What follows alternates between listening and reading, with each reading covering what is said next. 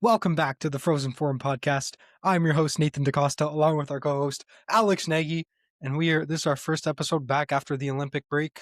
Man, we have a lot to talk about those Olympics, and then the Habs just finished up a game tonight against the New York Islanders. We'll be talking about both on this episode. But Alex, how you doing? Nathan, I gotta say, when we first decided to, record this after the game, I was like, if we win this game, I don't think I'm going to be in a good headspace to talk about the Olympics, because I'm going to be feeling good.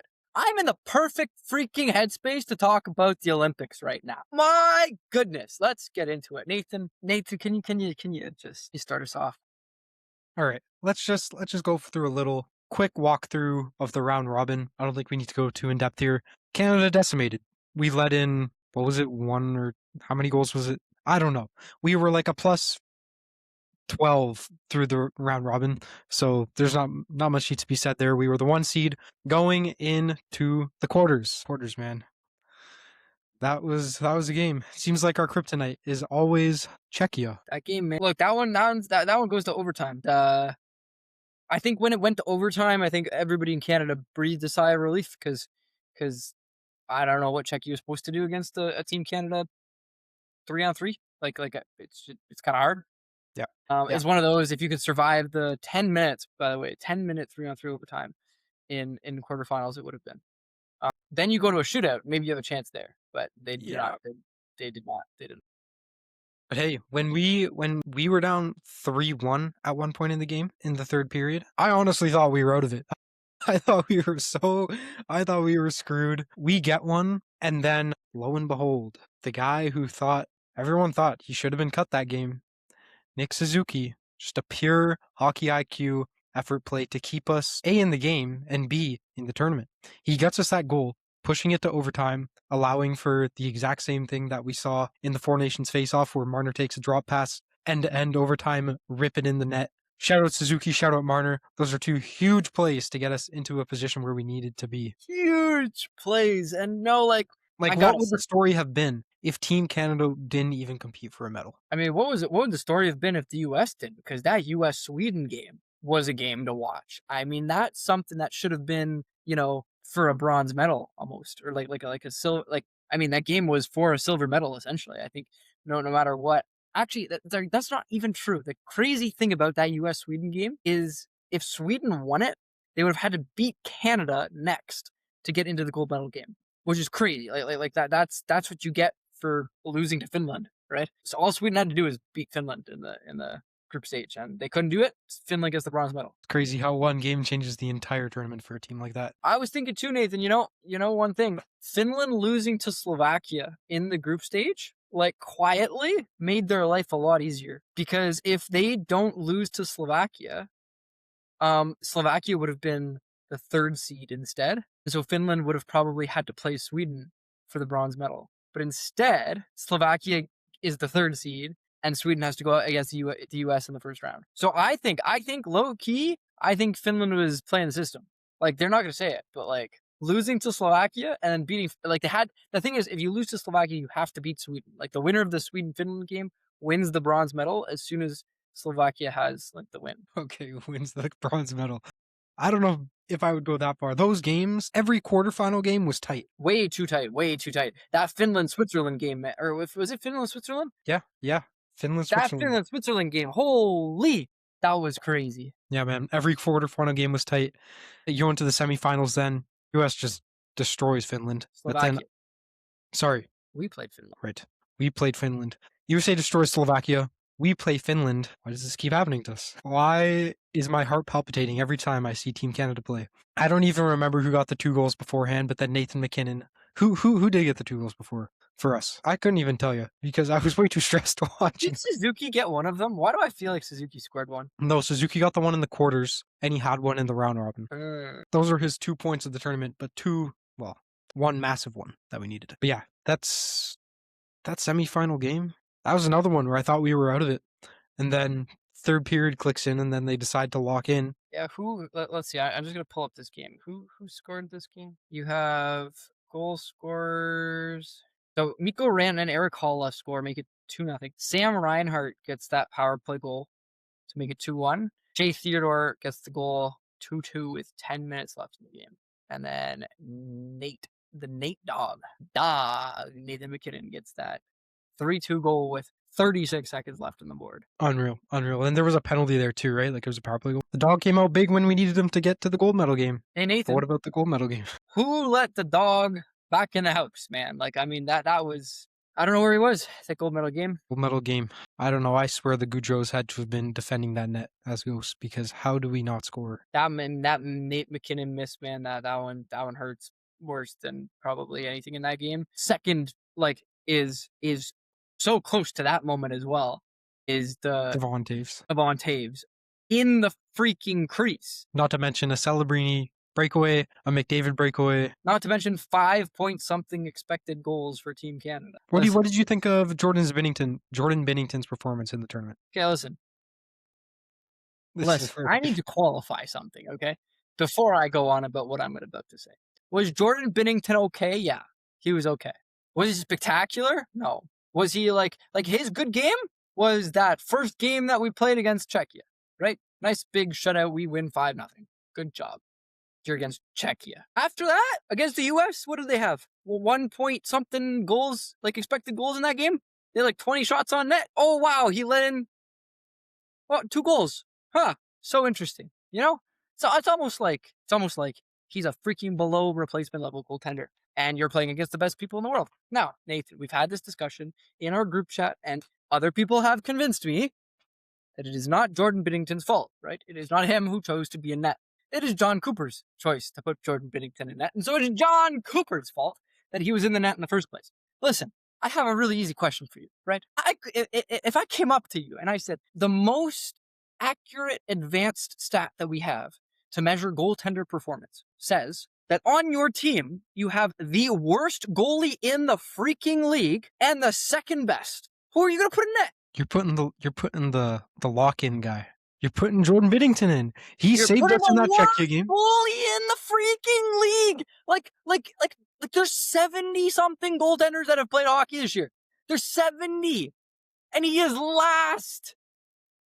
And yeah, but when you compare goalies, second last is Caden freaking Primo. He played 5 games. Like when you compare goalies in do or die situations, I bet you he's one of the top because he can stay level headed in those situations, like I talked about last time. And you saw it in Czech. You saw it in the Czechia game. Marty Nate just had a breakaway in overtime. Any other goalie is gonna panic there. Jordan Binnington stayed dialed in. Because that Czechia game, that first goal that Czechia scores is not a goal against any other freaking goaltender in the league. You don't go to overtime because you save the pucks before you go to overtime. Also, I forget if this was you or someone else. They were saying he should have had that Jack Hughes save in overtime. I don't know. Okay. There's a video of Jack Hughes, or sorry, it's the Tkachuk brothers talking about a story after the game. Hughes whiffed on the shot. He was going glove side. Binnington was ready for that. He whiffed on it and it got through the 5-hole. You gotta stop the puck. You got one job. Oh my god. Wow. He was in position to see the shot that didn't come. Wow. Congratulations. Listen, again, I go back to this is if you want to win a hockey game, you have to ice the best roster you can. You have to put the players on the ice that give you the best chance of winning. Okay? Now, I'm going to ask you another question. This is why I'm totally fine with blaming John Cooper. I don't think, to be honest, he's any kind of special coach. All of these people make all of these great things. Oh, John Cooper, whatever. He's not won the top coach of the year award, whatever it's called, right? His entire career. You want to know why, Nathan? Because nobody in the league actually seriously gives this guy credit. You gave him, for 2 years, a roster that was $10 million over the cap. And oh, wow, he won. Wow, that's so crazy. Nothing special about that. And you come into this game with Brandon Hagel playing playing equivalent ice time as Nick Suzuki, who scores the game-tying goal in a do-or-die game. What are you doing? What are you really doing? Are you a serious coach? Biased. And more than that, I don't know if he doesn't get credit for this assist, does he? If you look at that, if you look at the play-by-play, who gets the assist on that? No, he did not get the assist on that play. He does not get an assist on that play. You look at that play, the only reason that we have the puck is because Nick Suzuki wins the battle on the boards. So Nick Suzuki's part of that goal that we score to tie the game 1-1. And instead, and look, you can say whatever you want about Sidney Crosby, whatever, Sidney Crosby not being in this game is unfortunate Yeah, because because we needed him. you need you need that kind of spirit. Nathan, ask me why the Edmonton Oilers have not won a Stanley Cup in the last 2 years. Tell me. Tell me. Connor McDavid had the C on his jersey. Now, is it time to debate if Connor is fit to be the captain? Look, Connor's fit to be the captain of the Edmonton Oilers. You're not giving it to anybody else, right? There's nobody else on that team that's going to wear it. Fine. On Team Canada? Okay, without a Sidney Crosby, who are you giving the C to? I'm not giving it to McKinnon the way he played the entire tournament. I would give it to maybe Makar. Who you give the captaincy to? This is the thing, right? The thing that people forget is the captaincy on most teams is not supposed to be the best player. So it is usually. It is. But in reality, the player they give it to, they don't give the captaincy in Colorado to Nathan McKinnon. Okay, so who are we giving the captain to on this Team Canada? Do you want to know? Yeah. Who The in captain in the league behind Sidney Crosby, Nick Suzuki. Hear me out. Everybody's going to come for me. Okay? I'm a Habs fan. I get it. I get it. You look at the personality types. Okay? You compare me, a Connor McDavid, versus, give me even Cale Makar, right? Versus a Nick Suzuki. Okay? Connor McDavid, the big show guy. He's the guy that, is going to skate down the ice. He's going to be super flashy, super highlight reel, he's going to puck on his stick all the time. He's going to whatever else, right? Sure. That's great. And honestly, it's great for the Edmonton Oilers to have a captain like that, right?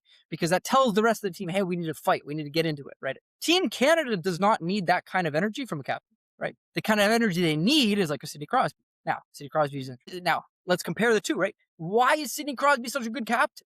It's because he's not flashy. He's not anything, right? He just works harder than anybody else on the ice. Now, I don't think there's an equivalent to that. I don't think Nick Suzuki is even close to equivalent in that, right? I don't think that's what Nick Suzuki brings. But I also don't think anybody else on the team brings that. I don't think there's a guy, you're not giving the captaincy to Sam Bennett, or Tom Wilson, right? It's not happening. You're not giving it to Brandon Hagel, who might work, have the work ethic or whatever else, right? So who else to give it to? As you said, Nathan McKinnon.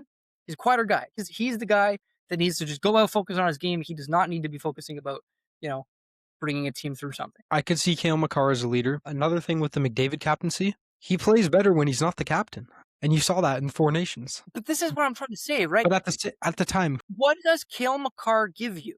What does giving Cale Makar the captaincy tell the rest of the team? He's our leader. What's when you give it to Sidney Crosby, you're saying the best player on the team, the captain of the team, is the guy that's going in all the corners, that is battling harder than anybody else. This is the standard. That's the standard, right? What's the standard that Cale Makar brings? Cale Makar, in my head, is equivalent to Connor McDavid, right? Is the same leadership style. It's the same idea, right? It's I'm the best on the team. I'm going to go out and be the best. I'm going to go out and have the puck half the time on my stick, and I'm going to make good plays, and I'm going to pass the puck, and I'm going to do great things, right?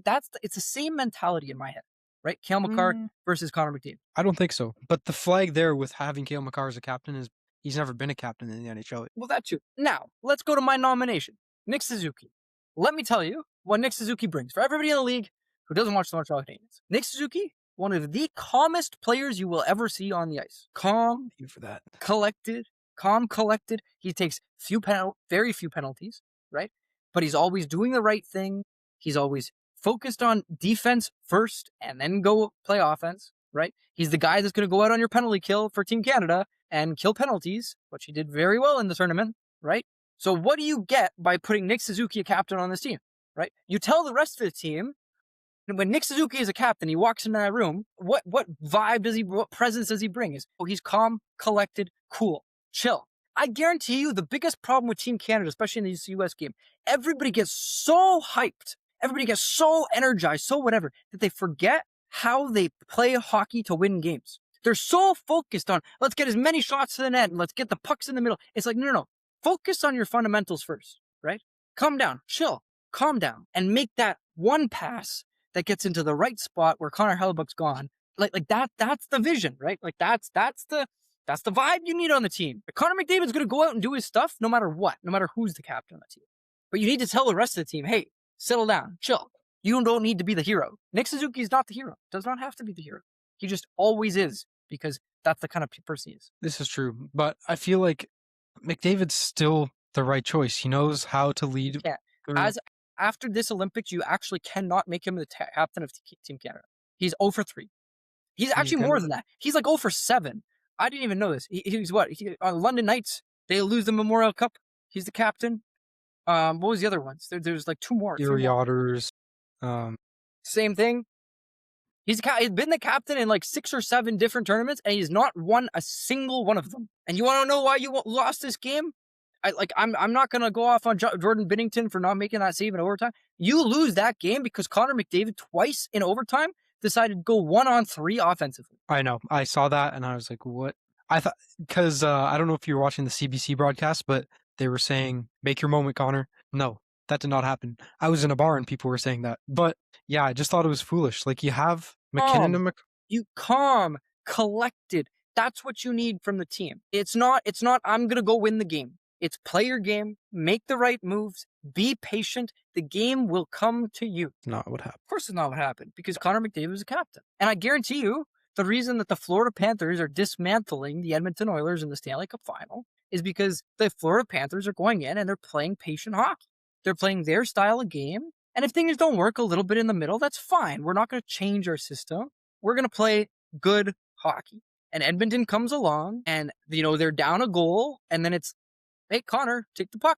Go tie us the game. But no, you didn't tie the game. Oh, I guess we lost. That's a story in Edmonton. Look at that. Story for Team Canada. Anyways, good for the United States. U.S. hockey this year. 2 for 2. I will say I was a little less pissed as soon as they brought Johnny Gaudreau's kids on the ice. I will say that I was, that's a moment. That was nice. And bringing, like his kids, his jersey. Everything. Yeah. Because he would have been there. He would have been there and it would have been a much harder game for Team Canada. Yeah. Okay, enough of the Olympics. Team Canada lost, USA won, blah, blah, blah. Next thing. As I told you, I'm in the right mindset to talk about Team Canada because we just lost in overtime. What else? If we have Carey Price in net? Listen. You go back.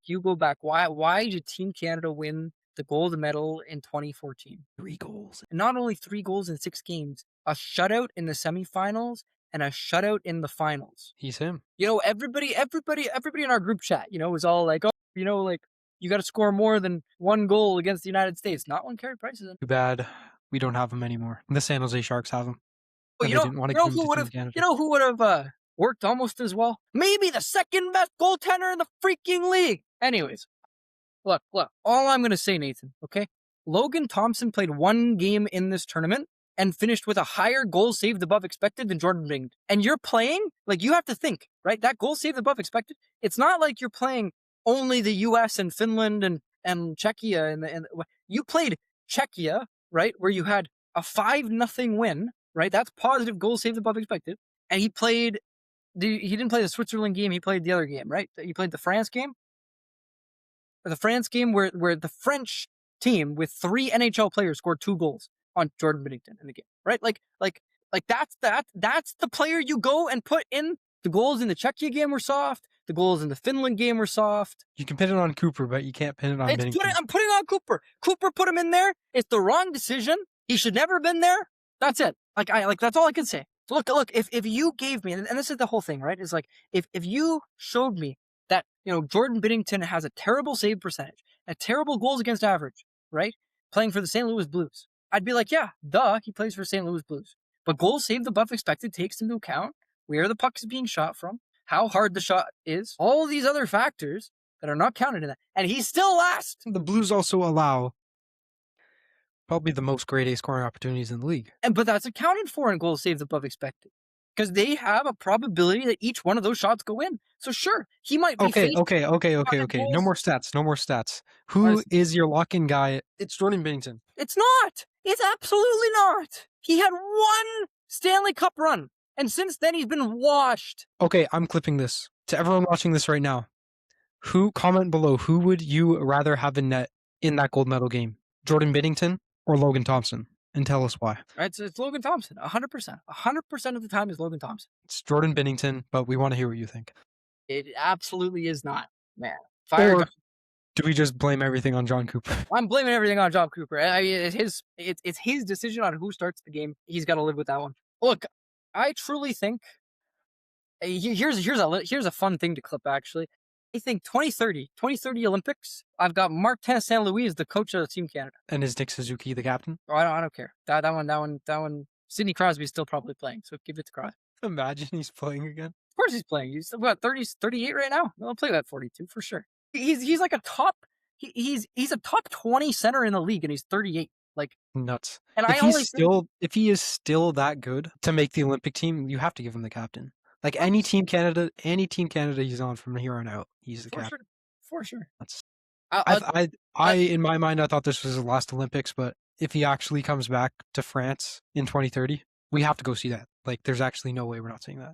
I'm telling you, put it down though. I've got Martin St. Louis, the coach of Team Canada, in 2030. That'll be after 2 back-to-back Stanley Cups for Montreal Canadiens, which I like actually that. does not sound that crazy, to be completely honest. Yeah, I think he's going to be easily the choice. I look at Tampa. This is Tampa's last year. Well, Tampa lost tonight. Thank you very much. Habs keep climbing up in that Atlantic Division race, which we need. Now in Goodness, third behind Detroit. Detroit just won in overtime. okay? God, that race is But I mean, so we've got a higher points percentage, so that's the big thing. okay. And how many games do we have left? Like 24? okay, end of or mid-April, I guess. Mid-April. In other news, Nathan, the trade deadline, the NHL trade deadline is coming up. It's not this Friday, which is tomorrow. It is next Friday. Lots of action. Lots of action. I mean, first of all, we had that Artemi Panarin trade. We've talked about that. Brett Kulak gets traded to Colorado Avalanche right after that Olympic freeze ended. I wonder who are the Habs going to pick up and give away? Sidney Crosby is not happening. It would be nice. It's not happening this year. Fine. Agreed. Agree. Tage Thompson sounded like a good idea at the beginning of the year. Yeah, it's not happening anymore. That one's not. I think to be honest, I think the most likely outcome for the first round is Buffalo Montreal, and that's going to be an app. If that happens, that's an absolutely electric round. Like and we're going to just insane. Well, yeah. We'd have to. I gotta start saving money now. Ask for next. Yep, there you go. Yeah, looks likely. But honestly, who? I've been seeing a lot of talk about Robert Thomas online. You want to know something? There was there was some rumor that we were looking at Jordan Binnington. Oh, I saw that too. Hey, maybe that's what we need for the Stanley Cup playoffs. To be completely honest, look, I have a lot of good things to say about Logan Thompson. Logan Thompson not on the trade market, probably. If he is, I'd rather him than Jordan Binnington, obviously. But I think Binnington's probably an upgrade on Montembeault and Dobish. Dobish? And Dobish. Yeah, I think that I would rather have Jacob Fowler over all three of them. But and to be honest, I still think that's the most likely outcome. Like I think we get to the playoffs and Jacob Fowler is starting. I hope so. Playing well. He's playing aggressive. I don't know if you saw him in Laval over the Olympics, but he was getting into fights and stuff. He was getting into scrums. It was pretty nice to see. Goaltender getting fired up. But yeah, I agree with you. Fowler's going to be in that goal, or we trade Montembeault 1-for-1 for Binnington. 1-for-1 sounds like a great fit. Yeah, what is this? What is this BS? There's an article on the Athletics, like matching contenders to, players that they could trade for, and Montreal Canadiens aren't even in the list. Like, what is going on? Look, NHL Maybe trade they're saying we're too optimal already. Too optimal. And question, would you take Vincent Trocheck? Nope, I would not. He played on that Team USA. Yep, he was not bad in that for Team USA. He was kind of a ghost. He played on that penalty kill, and he killed those. The penalty kill for the Team USA was 12 for 12 or whatever it was in the tournament. Vinny Trocheck. What position is he? We do need a center. He's a right shot center, though. Probably less of a... I don't know. I feel like we get more than Trocheck, in my opinion. Who else? Thomas. Jordan Binnington actually has negative 20.6 goals saved above expected. That's why he's a goat. Listen, Robert Thomas would be interesting. The problem with Robert Thomas, though, I was listening to some hockey commentators about this. The problem with Robert Thomas is, like, the closest guy in the league to Robert Thomas is Nick Suzuki.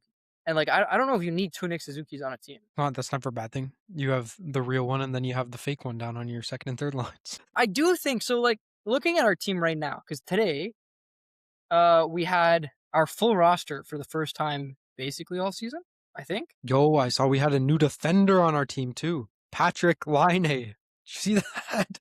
He's moving into that defensive core. I don't know what you're talking about. You didn't see that? No, I didn't see that. In practice the other day, right after the Olympics, they're getting rid of this guy soon. They must be, because he was a defender in practice. Nice. Look, let's talk about this game a little bit. Noah Dobson versus Matthew Schaefer. It really makes you wonder, Nathan. I gotta say, if you don't trade Noah Dobson, it's probably 4-0 for the Islanders in this game. Like Dobson 2 goals, Schaefer 2 goals. Instead, it's 2-2.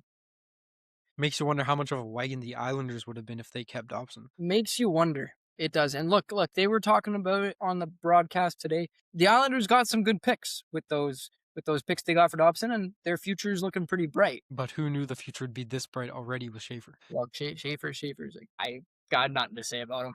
I would love to hate on him. I would have loved to see him on the Olympic He team. should have been on the Olympic. You know what? That's another one. Put it on Dougie. Get Doug Armstrong down here and ask him why Matthew Schaefer is literally the reincarnation of Bobby Orr. Which is Bobby Orr even dead? Wait, can I say that? Is he actually? I think so. What is he doing? Just He's chilling. 77. Yeah, he's totally fine. Not reincarnation, I guess. He's like the son of Bobby Orr. Look, whatever hockey spirit is no longer in Bobby Orr was ingested by Matthew Schaefer as a baby, because that kid is freaking nuts. And you don't put him on Team Canada, it's a disgrace. You look at Team Canada's defense core, and man, there are some defensemen on that team that should not be in the Olympics. At Travis Sanheim. My friends were all hating on Parayko the entire gold medal game. Parayko, man, it's bad.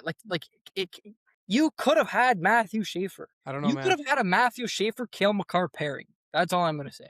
Okay, If that would have happened, is Matthew Schaefer missing that wide open net? not chance. Is he letting Hellebuyck? Buddy, if Matthew Schaefer was on that team, it's wrapped. It's over. Game Wrapped. Game over. Also, you gotta wonder. Side note to that, who would you rather have on your team, Sam Bennett or Connor Bedard? Sam Bennett, that freaking idiot, caused us the first goal in the Finland game. And took a double minor high sticking penalty in the gold medal game with 6 minutes left in the game or whatever it was. Runs a goalie. That Takes out bum. Hughes. Yeah, you already know my answer. Because he's on my fantasy team. Give me Connor Bedard. And he has a goal tonight. Look, I don't these people on these teams are overthinking this stuff so much. And it's look, these people, these Dougie Armstrong and what's his name for the US from Minnesota, Billy Guerin, like Billy and Dougie, like they're up there in their booth. They're like, oh, I'm so smart. Look at how great this game was. Like, if you just put the players on the team who could freaking score goals, maybe it's not going to be a 2-1 gold medal game. Okay, another thing. This is the biggest thing I'm pissed off about with these Olympics. What are they doing 3-on-3 in a gold medal game? Regardless of the medal, if it was gold or bronze medal, what are you doing? You're letting Canada, USA go to 3-on-3 for an Olympic gold medal that happens once every 4 years. What are we talking about? Who is making this decision? I keep looking it up and I can't figure out who is actually making this decision.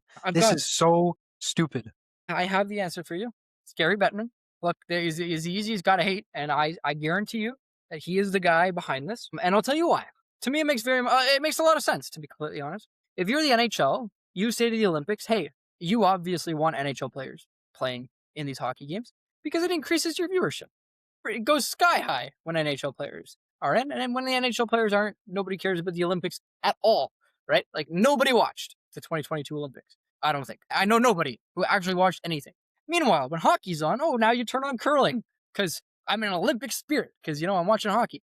Look, and this is how it goes. Imagine you're the IIHF, right? And I'm Gary Bettman, right? And I say, hey, IIHF, you would love to have NHL players, wouldn't you? I go, yeah, of course, right? I go, okay, well, hold on. I have a stick up my blank, and I want the NHL to be the best hockey in the world. So my condition on you taking my players is that you ensure that it can't be the best hockey in the world. And you make it 3-on-3. That's it. Simple as pie. And then you know what he's going to say? He's going to go back to the players and he's going to go, hey, Players Association, I made this great deal. We're going to play 3-on-3 in overtime because we're scared you're going to get injured. And we don't want you playing 5,000 minutes of overtime in a gold medal game. So we're going to make it 3-on-3 so it ends in 4 minutes. And that way you don't get injured. Isn't that so great?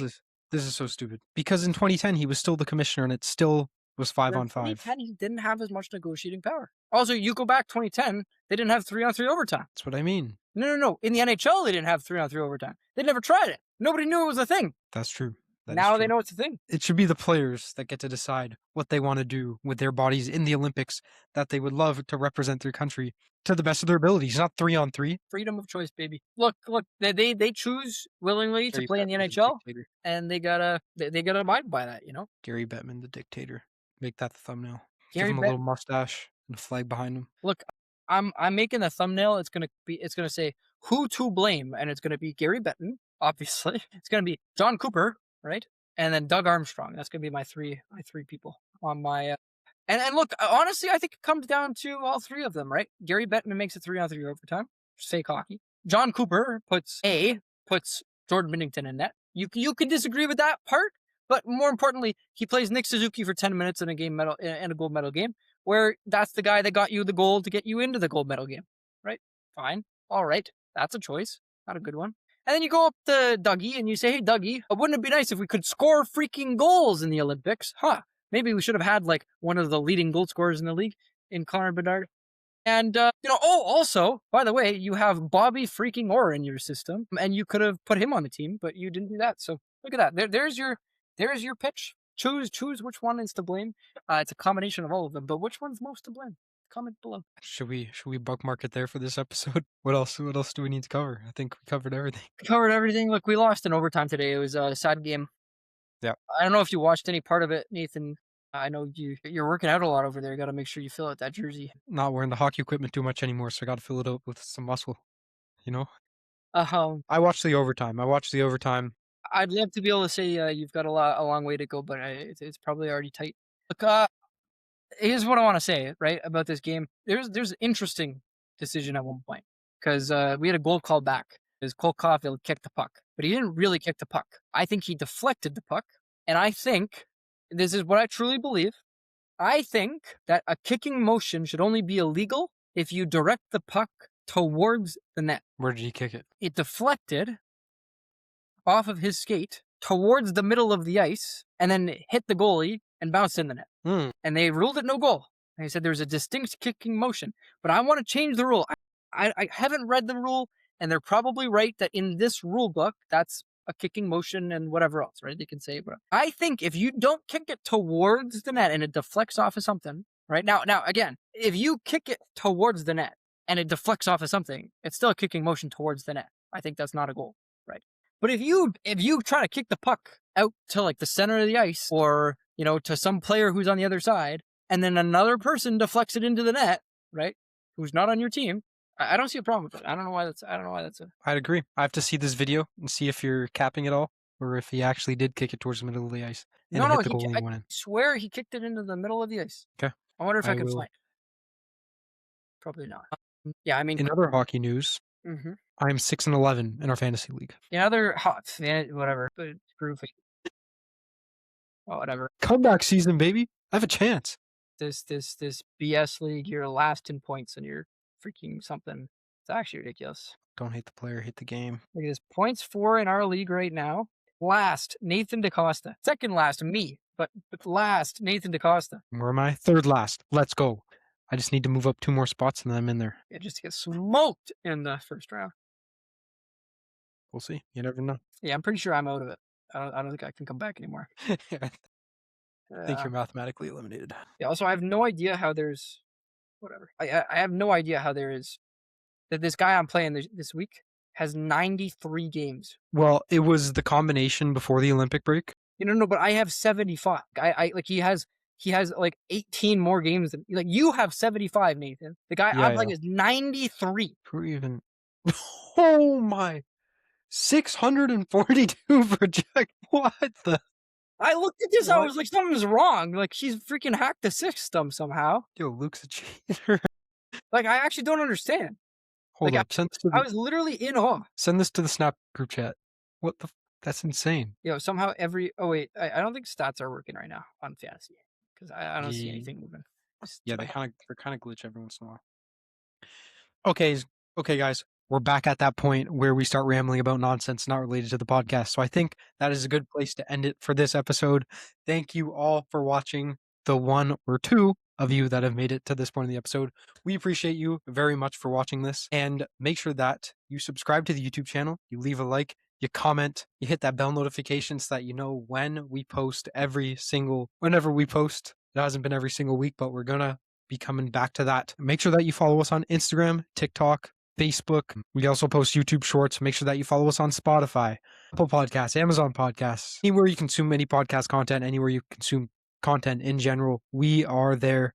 So just make sure that you give us a follow and you leave us a good rating. Really helps us grow. I think we're at 158 of you now. Yeah, 158 of you. Thank you, everyone, once again. We will see you next week, hopefully with some good Habs news. Au revoir et bonne soirée.